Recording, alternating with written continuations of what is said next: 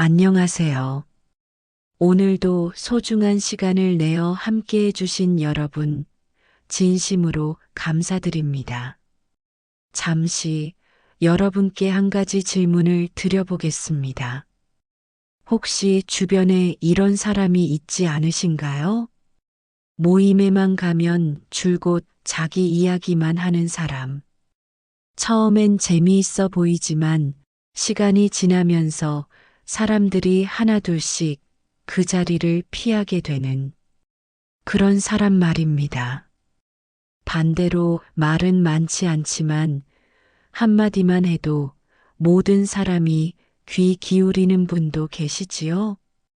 그분이 무엇을 말할지 궁금해서 마치 보물 상자를 열기를 기다리듯 조용히 기다리게 되는. 실제로 얼마 전 놀라운 이야기를 하나 들었습니다. 서울의 한 대기업에서 20년간 인사 담당을 했던 김 부장의 고백입니다. 그는 수천 명의 직원들을 관찰한 끝에 한 가지 충격적인 사실을 발견했다고 합니다. 승진하는 사람과 그렇지 않은 사람의 차이는 능력이 아니었습니다. 바로 말하는 방식이었어요. 더 놀라운 것은 이것이었습니다. 승진한 사람들은 회의에서 가장 적게 말하는 사람들이었다는 것입니다. 하지만 그들이 한마디 할 때면 그 한마디가 회의의 방향을 완전히 바꿔놓곤 했다고 합니다. 또 다른 이야기도 있습니다. 부산에 사는 75세 박 할머니는 며느리와의 관계 때문에 무려 5년간 고민했습니다. 아무리 좋은 말, 따뜻한 말을 해도 며느리는 점점 더 거리를 두었거든요. 그런데 어느 날 박 할머니가 단 하나의 습관을 바꾸자 기적 같은 일이 일어났습니다. 며느리가 먼저 다가와서 어머니, 사실 제가 말씀드리고 싶은 게 있어요. 라고 하며 마음을 열기 시작한 것입니다. 도대체 박 할머니가 무엇을 바꾸었을까요? 그리고 왜 그 작은 변화가 이토록 큰 기적을 만들어낸 걸까요? 그런가 하면 인천의 한 중소기업 사장은 더욱 극적인 경험을 했습니다. 회사가 위기에 처했을 때 그는 평소와는 정반대되는 방식으로 직원 회의를 진행했습니다. 평소라면 길고 열정적인 연설을 했을 텐데 그날은 단 한 문장만 말하고는 침묵했습니다. 그 결과가 어땠을까요?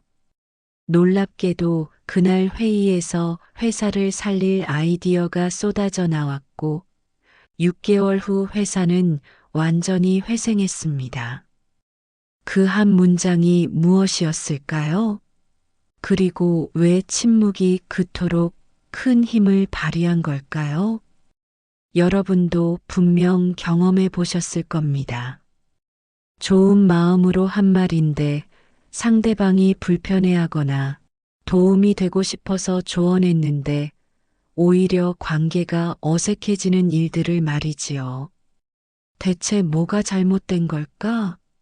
하고 고민해 보신 적도 있을 것입니다.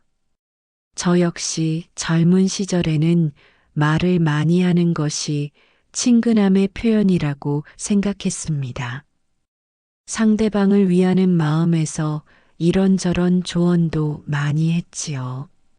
하지만 나이가 들수록 깨닫게 됩니다. 진정한 지혜는 무엇을 말할지가 아니라 언제 침묵할지를 아는 데 있다는 것을 말이지요. 오늘 이 시간에는 앞서 말씀드린 분들의 놀라운 변화 이야기들을 자세히 들려드리겠습니다.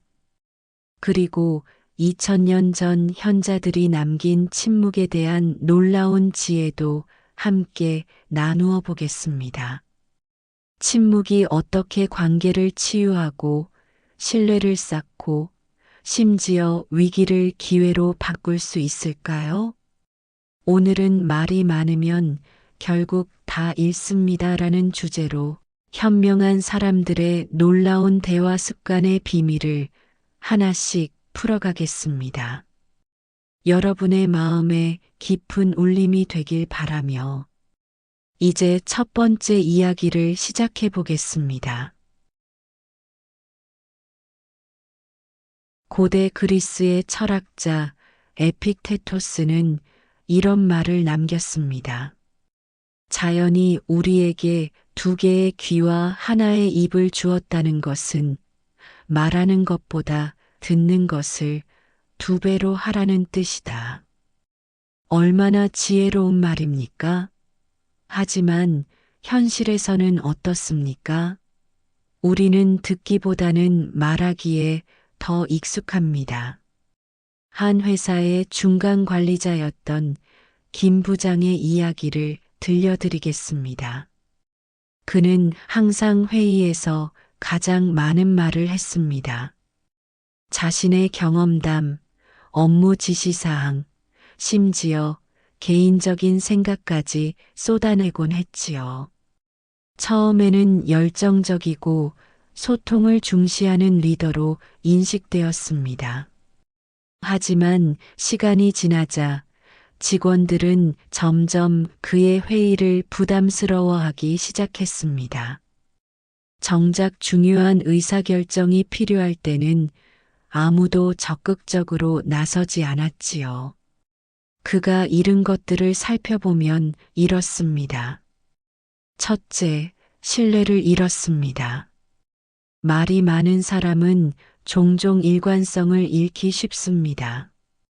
오늘 한 말과 내일 한 말이 다를 때가 있지요. 또한 불필요한 말들 속에서 정말 중요한 메시지가 묻혀버립니다. 둘째, 경청의 기회를 잃었습니다. 자신이 말하느라 바쁘니까 다른 사람의 좋은 아이디어나 소중한 의견을 들을 수 없었습니다. 결국 조직 전체의 창의성과 참여도가 떨어졌지요. 셋째, 깊은 관계를 잃었습니다. 상대방이 자신의 이야기를 충분히 할 수 없으니 진정한 소통이 이루어질 수 없었습니다. 관계는 점점 표면적이 되어갔고 진심을 나누는 친구들을 잃게 되었습니다. 넷째, 자기 성찰의 시간을 잃었습니다. 항상 외부로 향하는 말들 속에서 정작 자신을 되돌아볼 여유가 없었습니다. 여러분도 혹시 비슷한 경험이 있으셨나요? 좋은 의도였지만 말이 너무 많아서 오해를 받거나 관계가 어긋난 적 말입니다. 동서양을 막론하고 현명한 선인들은 모두 침묵의 가치를 높이 평가했습니다. 공자는 군자는 말이 적고 행동이 많다고 했습니다. 말보다는 실천으로 보여주는 것이 진정한 리더십이라는 뜻이지요. 불교에서는 구업이라는 개념이 있습니다. 입으로 짓는 업보라는 뜻인데 말 한마디가 얼마나 큰 영향력을 가지는지를 일깨워 줍니다. 서양에서도 마찬가지입니다. 성경의 야고보서에는 듣기는 속히 하고 말하기는 더디하며 성내기도 더디하라는 구절이 있습니다. 현대의 심리학자들도 이를 뒷받침합니다. 미국의 심리학자 칼 로저스는 경청의 치료적 효과를 강조했습니다. 사람은 자신의 말을 끝까지 들어주는 사람에게 깊은 신뢰감을 느낀다고 했지요. 실제로 한국의 한 대기업에서 흥미로운 실험을 했습니다. 관리자들을 대상으로 침묵 리더십 교육을 실시한 것입니다. 회의에서 먼저 말하지 말고 구성원들의 의견을 충분히 들은 후에 발언하도록 했습니다. 결과가 어땠을까요? 놀랍게도 회의의 질이 현저히 향상되었습니다. 평소 소극적이던 직원들도 적극적으로 의견을 내기 시작했고 창의적인 아이디어들이 쏟아져 나왔습니다. 더 중요한 것은 팀의 결속력이 강해졌다는 점입니다. 자신의 말을 경청해주는 리더를 만나자 구성원들은 더욱 능동적으로 업무에 참여하게 된 것입니다. 이처럼 침묵은 단순히 말을 하지 않는 것이 아닙니다. 그 속에는 상대방에 대한 존중, 깊은 배려, 그리고 진정한 소통에 대한 열망이 담겨 있습니다. 이제 우리의 일상으로 눈을 돌려보겠습니다. 가장 가까운 사람들과의 관계에서 우리는 어떻게 대화하고 있을까요? 부산에 사는 박 할머니의 이야기입니다. 75세인 박 할머니는 며느리와의 관계 때문에 늘 마음이 무거웠습니다. 선한 마음으로 이런저런 조언을 하고 손자들 교육에 대해서도 의견을 말하지만 며느리는 점점 거리를 두는 것 같았습니다. 어느 날 박 할머니는 깨달았습니다. 내가 너무 많은 말을 하고 있구나. 며느리의 마음을 먼저 들어봐야겠구나. 그날부터 박 할머니는 달라졌습니다. 며느리가 집에 오면 먼저 오늘 어땠어? 라고 물어봤습니다. 그리고 끝까지 들었습니다. 중간에 조언하고 싶은 마음이 굴뚝 같아도 참았습니다. 놀라운 변화가 일어났습니다.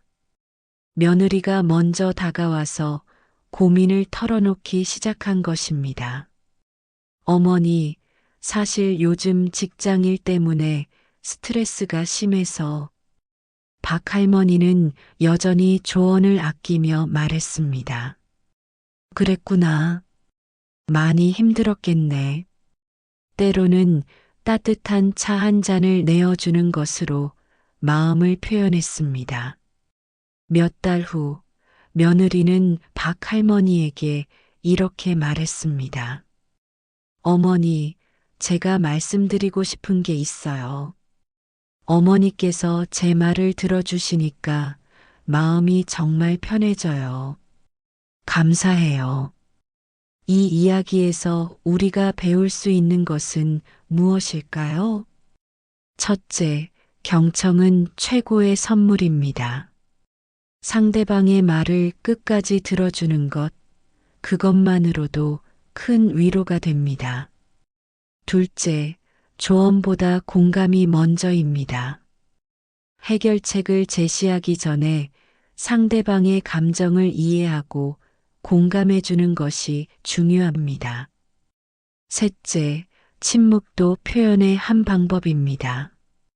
때로는 아무 말 하지 않고 함께 있어주는 것이 가장 큰 위로가 됩니다. 부부 관계에서도 마찬가지입니다. 서로 할 말이 많아서 다투게 되는 경우가 얼마나 많습니까? 그럴 때일수록 먼저 상대방의 마음을 들여다보려는 노력이 필요합니다. 직장에서의 소통은 또 다른 차원의 지혜가 필요합니다. 여기서는 효율성과 인간관계를 동시에 고려해야 하기 때문입니다. 서울의 한 중소기업 대표인 이 사장의 경험담입니다. 창업 초기 그는 직원들과 많은 대화를 나누려 했습니다. 매일 아침 길게 훈화를 하고 점심시간에도 함께 식사하며 이런저런 이야기를 했습니다. 처음에는 직원들이 좋아하는 것 같았습니다. 하지만 시간이 지나자 문제가 생겼습니다. 직원들이 점점 수동적이 되어간 것입니다. 사장의 말이 많다 보니 자신들의 의견을 말할 틈이 없었고 결국 시키는 일만 하는 분위기가 되었습니다. 회사는 성장했지만 창의성은 떨어졌습니다.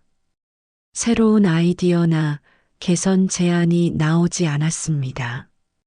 이 사장은 고민에 빠졌습니다.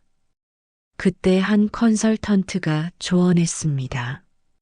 사장님, 말을 줄이고 질문을 늘려보세요. 이 사장은 완전히 방식을 바꿨습니다.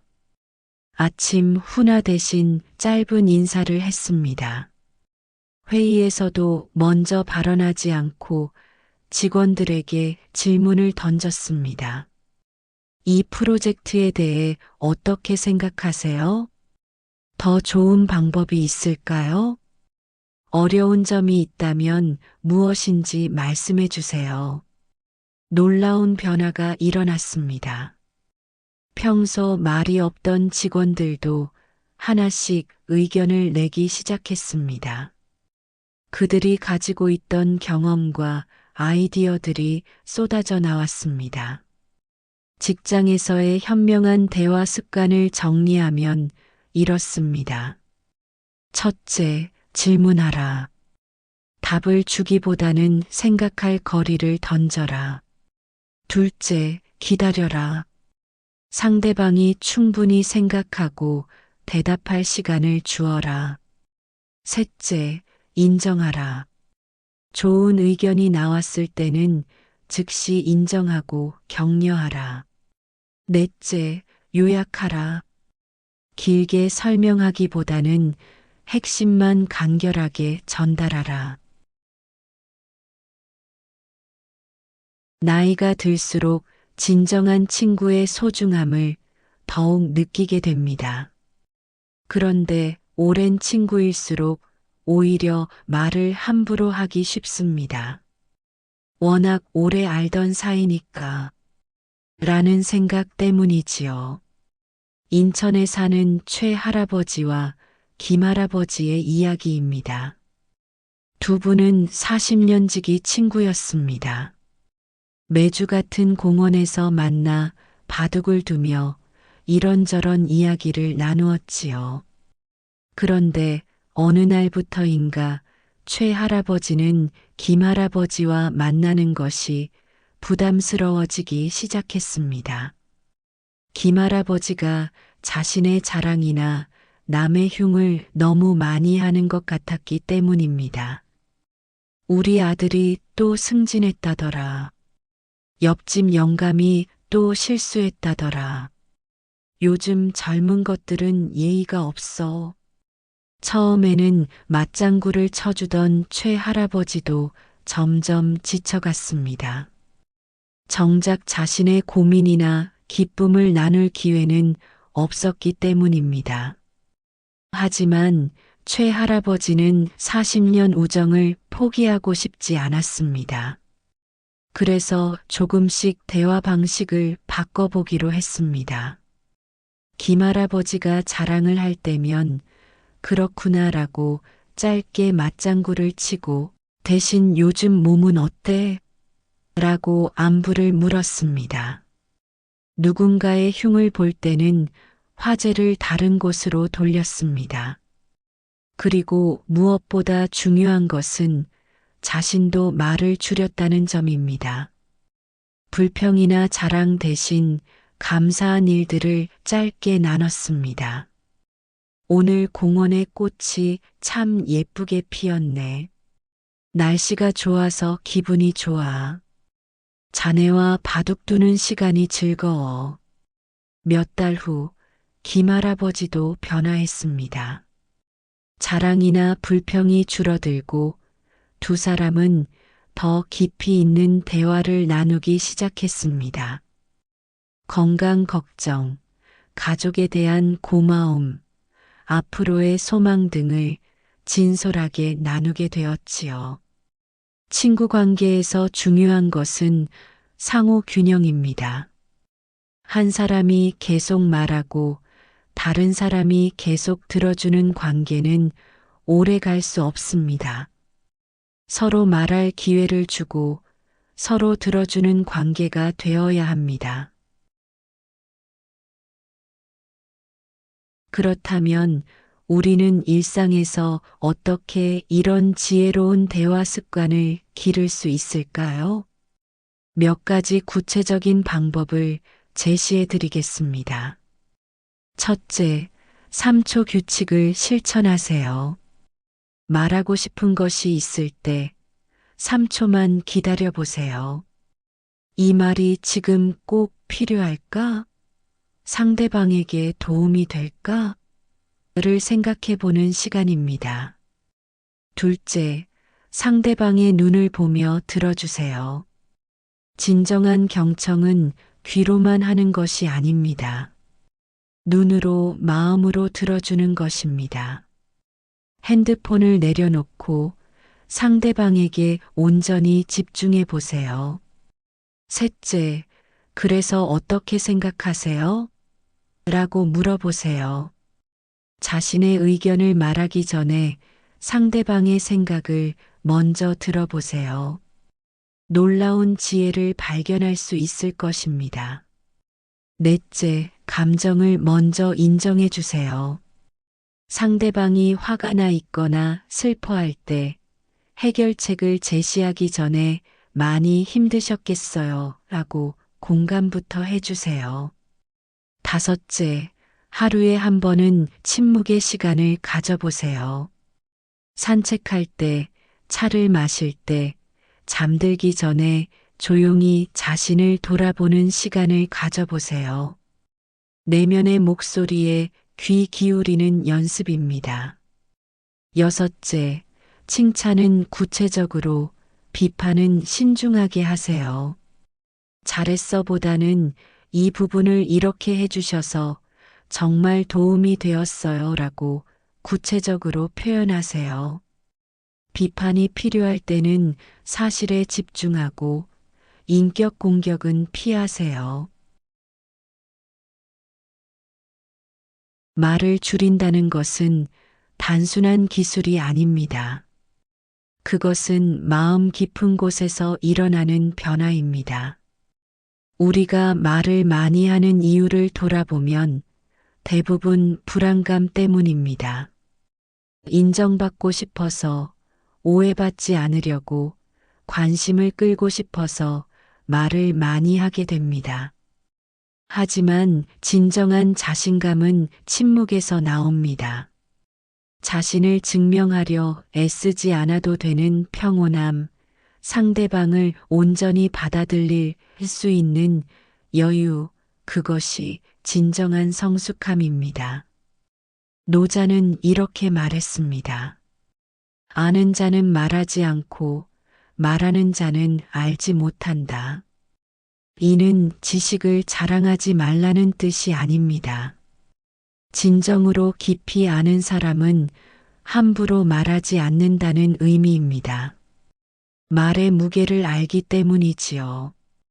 오늘 우리가 함께 나눈 이야기를 정리해 보겠습니다. 말이 많은 사람은 신뢰, 경청의 기회, 깊은 관계, 자기 성찰의 시간을 잃게 됩니다. 반면 현명하게 말을 아끼는 사람은 더 큰 신뢰를 얻고 더 깊은 관계를 맺으며 더 큰 영향력을 발휘합니다. 가정에서든 직장에서든 친구들과의 만남에서든 핵심은 동일합니다. 먼저 들어주고 공감해주고 필요할 때만 적절한 말을 하는 것입니다. 여러분, 오늘 하루 한 번만이라도 하고 싶은 말을 참아보세요. 그 대신 상대방의 말을 끝까지 들어보세요. 분명 새로운 발견이 있을 것입니다. 말을 줄이는 것은 소통을 줄이는 것이 아닙니다. 오히려 더 깊고 더 진실한 소통으로 가는 지름길입니다. 오늘도 귀한 시간 내어 함께 해주신 여러분께 감사드립니다. 여러분의 하루가 지혜로운 침묵과 따뜻한 경청으로 가득하기를 바라며 다음 시간에 또 좋은 이야기로 찾아뵙겠습니다. 고맙습니다.